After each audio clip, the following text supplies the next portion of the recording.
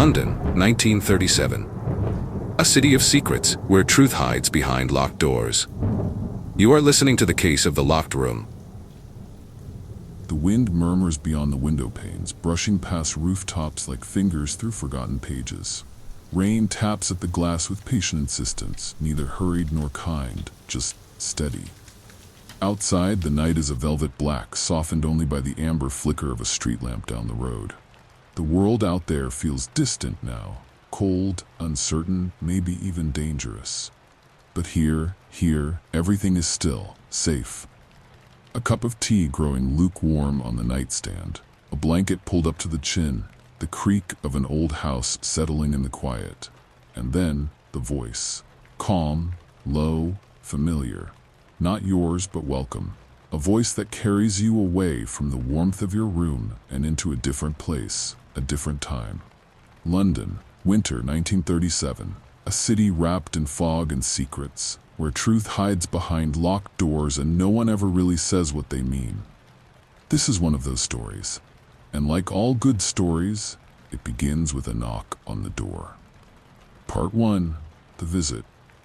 It was one of those mornings when the fog crept along Gloucester Street, like a living thing, coiling around iron railings and slipping under doors.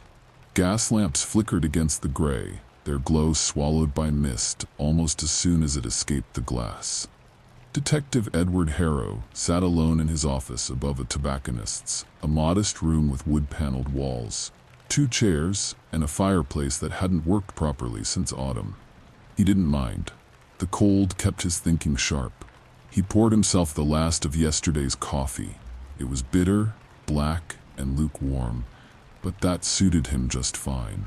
He was halfway through the first sip when someone knocked on the door. "Come in," he said without turning. A young man stepped in, wearing a hat and an expensive wool coat. His face was pale, and his eyes looked like they hadn't seen sleep in days. "You're Detective Harrow?" "That depends. Who's asking?" "Thomas Shepard. I'm a solicitor, or rather, I was the associate of Dr. Alan Trench." The name meant nothing to Harrow, but the way the man said it, with a pause that lingered in the air, told him everything he needed. "I see. Go on." "He was found dead yesterday morning, in his study. The police believe it was suicide, but I don't believe that. Not for a second." Harrow leaned back slightly in his chair, his eyes narrowing. "Where was this?" "Oakridge House, Kensington. He was found by the housekeeper, shot." The door to the study was locked from the inside. Key still in the lock. The windows were bolted shut, no sign of forced entry. And the gun, on the floor beside him. Harrow folded his arms. "That sounds a lot like suicide." "I thought so too at first, but something's missing. A document. Important one. He was due to hand it to me yesterday morning, a revised version of his will. But when the study was searched, there was no trace of it." Harrow stood up slowly, his coat hanging on the back of the chair. "Did you tell the police?" Shepard nodded. "They weren't interested. Said it wasn't their concern. And what makes it mine?" Shepard hesitated, then reached into his coat pocket and placed a thick envelope on the desk. "Dr. Trench trusted you once. He spoke of your methods. I think he'd want someone like you looking into this." Harrow glanced at the envelope but didn't touch it. "You said Oakridge House?" "Yes, number 9, Cumberland Crescent." Harrow took his coat and scarf, then reached for the battered umbrella by the door. "Let's go." Part 2. Oakridge House. By the time they reached Oakridge House, the fog had thickened to the point that carriages slowed to a crawl and passers-by became silhouettes in the gray. The townhouse stood at the far end of Cumberland Crescent, tall, narrow, and ivy-covered.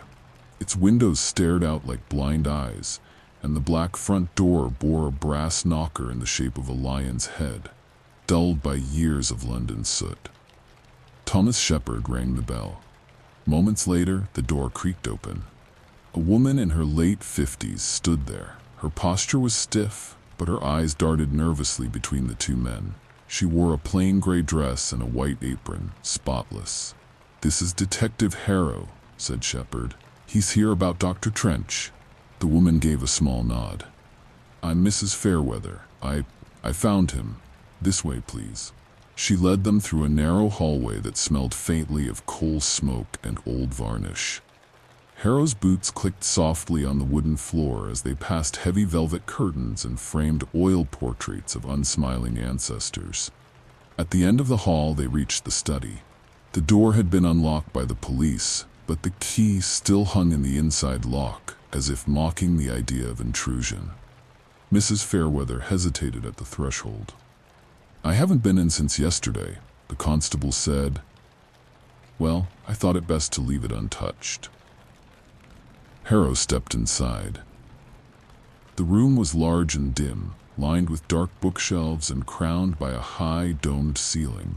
A fireplace stood cold and unlit. In the center was a heavy mahogany desk, polished, organized, and behind it, a leather armchair. That's where Dr. Trench had died. There was still a faint rust-brown stain on the carpet. Where exactly did you find him? Harrow asked. Seated there, she pointed shakily, in the chair. Slumped forward, the gun was on the floor, just by his right hand. No note? She shook her head. None that I saw. Harrow crouched by the chair and examined the desk. No papers disturbed, no drawer left ajar. A brass letter opener lay neatly to one side. On the other, a heavy ink blotter and a silver pen holder. Immaculate. He ran a gloved finger along the edge of the blotter. There were faint impressions on the paper, as if someone had written something forcefully on the top sheet and torn it off. He made a note to check that later. Anyone else in the house at the time? Myself and Mr. Finch, the butler. The doctor's nephew, Miles, had gone out the evening before. He didn't return until well after the constables had left. Where can I find this Mr. Finch? In the kitchen, I believe. Harrow nodded. Send him up, please, and stay nearby. I may have more questions. Mrs. Fairweather turned to leave, but paused in the doorway. Sir, I've worked in this house 20 years. Dr. Trench was not a man to take his own life. He could be stern, even cold, but he was proud, methodical. He didn't do anything, without a reason. As the door clicked shut behind her, Harrow let out a slow breath and turned back to the study. He stood still for a moment longer, letting the silence settle. The room felt heavy, not with grief, but with something unresolved. Secrets pressed into the corners, waiting to be noticed. There's always a reason, he murmured. The trick is finding whose. He reached into his coat and took out a small graphite pad, time to begin sketching out the map of this locked room, one clue at a time. Part 3. Ink and Intentions. The fog hadn't lifted. It pressed closer now, like wet wool on every window, clinging to the street lamps and swallowing sound. Inside the study at Oak Ridge House, Edward Harrow stood over a blotter stained faintly with ink, and something more deliberate. The letter? The paper stock matched a notepad Harrow had found in Miles Trench's room. Same texture, same watermark. The typeface matched an old Underwood visible in the corner. It was too easy, which, in Harrow's experience, meant it was wrong. Still, he allowed the idea to run its course. He took the letter and the sample paper to a contact at Scotland Yard, a document examiner named Lowry. 2 hours later, the verdict came in. It matches, Lowry had said, peering through his lenses. But there's something odd. The ink's too fresh, and the fold marks don't align with the original envelope. The letter had never been inside the envelope it was found with, which meant someone had matched it on purpose. Part 4. Red Herrings and Remnants. Back at Oak Ridge House, Harrow climbed the staircase slowly, his thoughts louder than the creaking steps. He asked to see Miles again. Why fake a letter? Harrow asked. Why match the paper in the typewriter? I didn't, Miles snapped. I swear, I didn't write any letter. You wanted people to think you were angry. I was angry. That doesn't mean I killed him. But someone wants us to think you did. Miles hesitated at Harry, eyes narrowing. You think it was Shepard? Harrow didn't answer, but the seed had been planted. Part 5. The Night Visitor.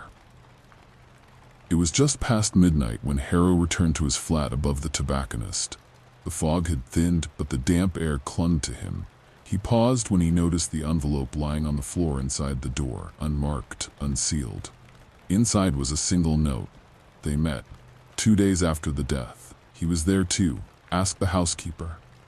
The handwriting was rough, hurried. No signature. Harrow stared at it a long moment, the rain pattering against the window. Someone else wanted this truth uncovered, or wanted to mislead him further. Part 6. The Man Who Knew Too Much. Shepherd was summoned the next morning.